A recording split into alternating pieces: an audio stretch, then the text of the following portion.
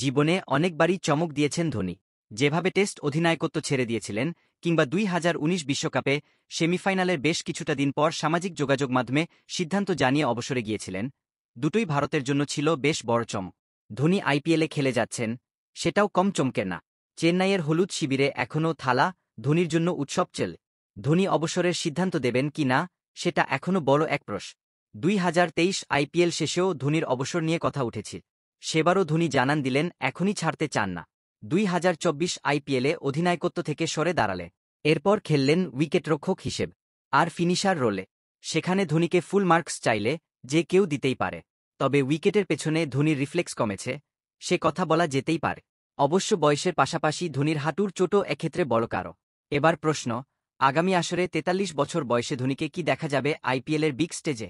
এক্ষেত্রে অবশ্য সিদ্ধান্তটা নির্ভর করছে একটা মাত্র শর্তের ওপর। সেটাও অবশ্য চেন্নাই সুপার কিংস ফ্র্যাঞ্চাইজের হাতে নেই। ভারতের ক্রিকেট বোর্ডের আগামী আসরের আইপিএল নিয়মের ওপর ভিত্তি করেই হবে এই সিদ্ধান্ত। ক্রিকবাজ এবং ভারতের একাধিক গণমাধ্যমের সূত্র, ধোনিকে বিদায় নিতে মানসিকভাবে প্রস্তুত চেন্নাই সুপার কিং। 2025 সালের আইপিএলের আগে হবে মেগা নিলাম। সেখানে সব খেলোয়াড়কেই ছেড়ে দিতে হবে ফ্র্যাঞ্চাইজগুলো।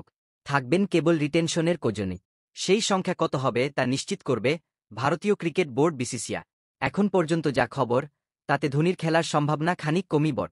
এখন পর্যন্ত পাওয়া খবর অনুযায়ী 4 জনকে স্কোয়াডে রাখার অনুমতি মিলতে পারে। আর সেক্ষেত্রে চেন্নাইয়ের পছন্দ ঋতুরাজ গায়কোয়াড়, রবীন্দ্র জাদেজা, মাথিসা পাথিরানা এবং শিভাম দুবে।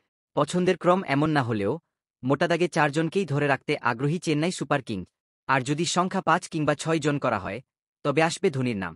তবে খেলোয়াড় হিসেবে ধোনিকে না পেলেও তাকে ছেড়ে দিতে নারাজ সিএসকে মালিকপক্ষ। দলের মালিক এন শ্রীনিবাসন তাকে অন্য কোনো ফ্র্যাঞ্চাইজিতে দেখতে নারাজ। সেক্ষেত্রে আগামী মৌসুম থেকে চেন্নাইয়ের মেন্টর হিসেবেই দেখা যেতে পারে ধোনিকে।